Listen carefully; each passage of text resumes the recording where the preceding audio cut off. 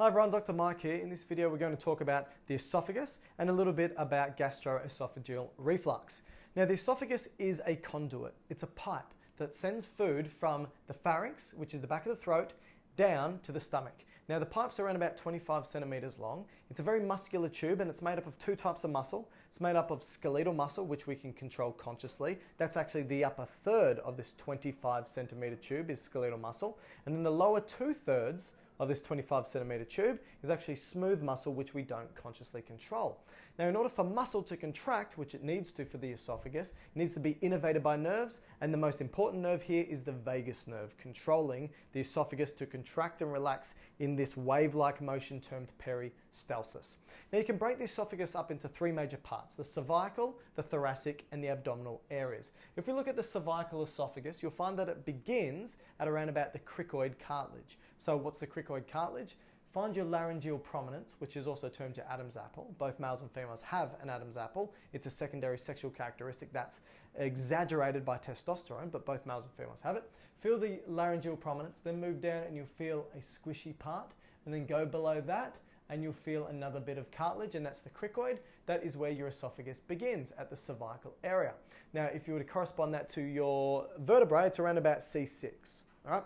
Now, this cervical area, you can see that the cervical esophagus is actually sitting behind or posterior to the aorta and the trachea as well. So you can see it hidden in my picture here. This is the esophagus behind the trachea. Here it's bifurcated into the bronchi, and this is the aorta that's just come out of the left ventricle of the heart. The heart's been taken away.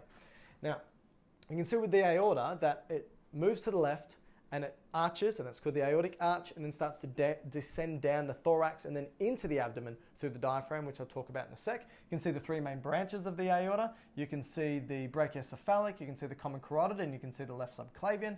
And as it moves down the aorta, it then moves behind the esophagus, and that's when we get to the thoracic esophagus. Thoracic esophagus is sitting in front of the aorta, and by that time, we've got the bifurcation of the trachea until it branches 23 odd times, and it's turned from bronchi into bronchioles and then into everything it needs to turn into for the respiratory portion or the gas exchange area of the lungs.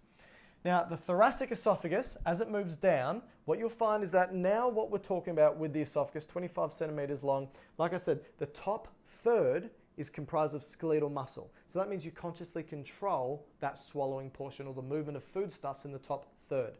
The bottom 2/3 is smooth muscle, which means you don't consciously control it. So what you'll find is most of the thoracic esophagus, and then as we move through the diaphragm, now the diaphragm is going to be sitting under here at around about T10, T11, or around about the 7th rib area.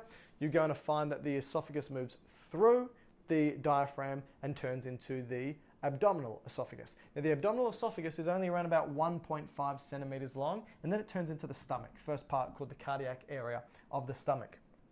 Couple of things. That means it must move through a hole in the stomach called the hiatal area, and you can get something called a hiatal hernia. So you can see here the esophagus going down, there's the diaphragm. What can happen sometimes is that the cardiac area of the stomach can, for whatever particular reason, fold upwards through this gap and bulge out, and that's called a hiatus hernia. This can actually result in reflux, which I'll talk about shortly. A couple of things is that you can also see that there are these ligaments either side, or tendons either side of the esophagus that's moved through the diaphragm, and they're both called the crus. You've got the left and right crus, and the right crus actually puts pressure on that esophagus and is one of the reasons why things do not or should not reflux up into the thoracic area of the esophagus from the abdominal region.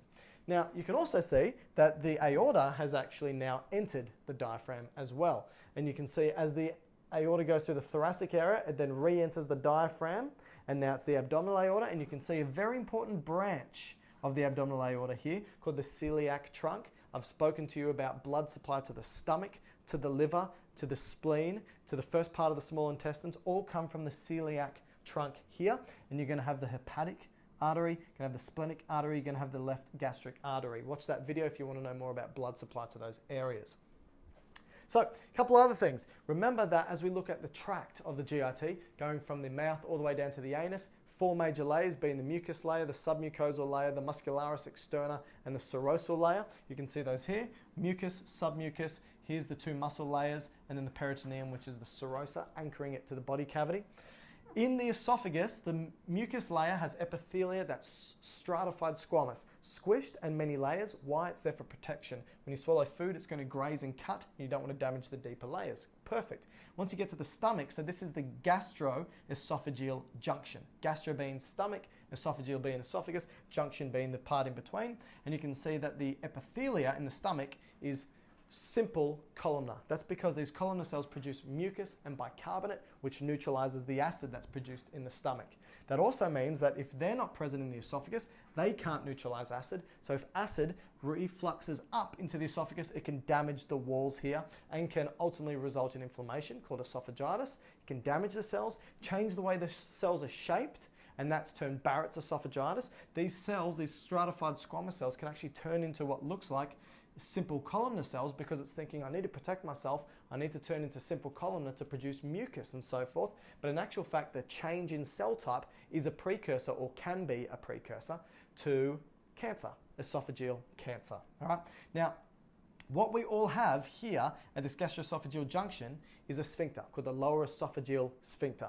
And you can see that with the muscle layer here, in the muscularis externa, there's two major types. There's circular muscle, which goes around the tube. When that contracts, it narrows the lumen. And you've got longitudinal muscle, which goes down the length. When that contracts, it shortens the tube.